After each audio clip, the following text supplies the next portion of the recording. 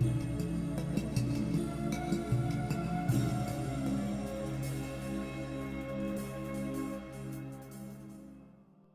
اللہ الرحمن الرحیم۔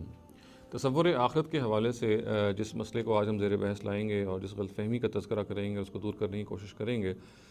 وہ ایک بالکل عام فہم اس تصور سے متعلق ہے۔ یہ کہا جاتا ہے کہ اللہ تعالیٰ شہیدوں کو جنت میں 72 حوریں عطا فرمائیں گے۔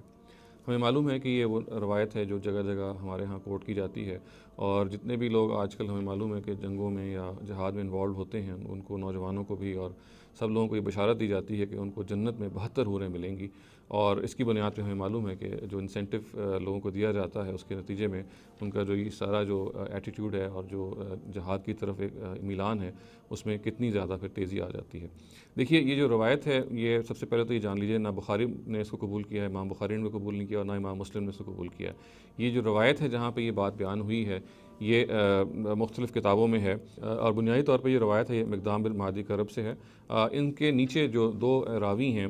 جن کے بارے میں یہ عام طور سے کہا جاتا ہے، جن میں تفصیل سے بتاتا بھی ہوں آگے جا کے، کہ یہ دونوں ساقط الاعتبار ہیں۔ نہیں، عام طور سے جو راوی ان کے نیچے آتے ہیں ان روایتوں کے، وہ اسماعیل ابن عیاش ہیں، اور ان کے بارے میں جو تبصرہ ہے وہ ہمارے محدثین کا، اگرچہ بعض لوگوں نے ان کی توثیق بھی کی ہے، مگر جو ان کے بارے میں وہ کامنٹس ہیں جن کو ہم جرح کہتے ہیں، وہ بھی جگہ جگہ موجود ہیں۔ چنانچہ دیکھیے کہ نسائی یہ کہتے ہیں کہ یہ ضعیف ہیں، اسی طرح سے ابن حبان یہ کہتے ہیں کہ یہ کثیر الخطا ہیں، اور یہ اس قابل نہیں ہے کہ ان سے کوئی بھی احتجاج کیا جائے، یعنی کوئی بھی ہم دلیل پکڑیں۔ اسی طریقے سے ابو اسحاق الفزاری یہ کہتے ہیں کہ لا یدری ما یخرج من رأسہ، یعنی ان کو سمجھ ہی نہیں آتی کہ یہ کیا گفتگو کر رہے ہوتے ہیں، بالکل انٹ سنٹ ہانک رہے ہوتے ہیں۔ اسی طریقے سے ابن خزیمہ یہ کہتے ہیں کہ لا یحتج بہ، یعنی اس قابل نہیں ہے کہ ان سے کوئی دلیل پکڑی جائے۔ ابو اسحاق الفزاری ایک اور جگہ پہ یہ کہتے ہیں کہ جب اسماعیل آپ سے کسی ایسے شخص سے کوئی بات بیان کریں جن کو آپ جانتے ہیں، اور یا کسی ایسے شخص سے بات بیان کریں جن کو آپ نہیں جانتے، ان دونوں صورتوں میں آپ ان سے کوئی روایت نہ لیں۔ تو ہمیں یہ معلوم ہے کہ اس کے نتیجے میں اسماعیل ابن عیاش جو ہیں کی جو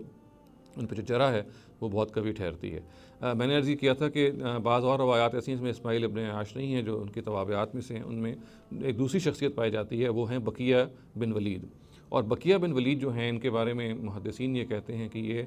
تدلیس کے مجرم ہیں، اور تدلیس بھی سب سے گھناؤنی تدلیس، اس کو ہم تدلیس تصفیہ کہتے ہیں، اور اس فن کو جاننے والے یہ جانتے ہیں کہ تدلیس تصفیہ جو ہے وہ تدلیس کی ایک انتہائی گھناؤنی شکل ہے، جس کا مطلب یہ ہے کہ جو آدمی اس کا مرتکب ہوگا وہ کس درجے میں پھر ساقط الاعتبار قرار پائے گا۔ تو ہم خلاصتاً یہ کہہ سکتے ہیں کہ یہ روایت جو یہ کہتی ہے کہ شہید کو جنت میں 72 حوریں ملیں گی، یہ اپنی نوعیت میں نبی صلی اللہ علیہ وسلم سے اس کی جو نسبت ہے وہ ٹھیک نہیں ہے۔ روایت کے الفاظ میں ظاہر ہے جو تفصیلات ہیں وہ کچھ اور بھی ہیں، یعنی کہا گیا ہے کہ ایک جو شہید ہے اس کو 6 خصوصیات ہیں اللہ تعالیٰ کی طرف سے ملیں گی، اس میں سے ایک خصوصیت کا یہ تذکرہ کرتے ہوئے کہا گیا کہ اس کو 72 حوریں ہیں جو عطا کی جائیں گی۔ میں نے عرض کیا کہ یہ روایت جو ہے صحت کے ساتھ ثابت نہیں ہے، چنانچہ اس کی بنیاد پہ کوئی بھی حکم نہیں لگایا جا سکتا۔ پھر دیکھیے کہ اگر قرآن کی روشنی میں ہم اس کا جائزہ لیں تو قرآن بھی کہیں پہ کوئی تعداد بیان نہیں کرتا، وہی کہتا ہے کہ الطیبات للطیبین، یعنی نیک عورتوں کے ساتھ نیک مرد ہوں گے،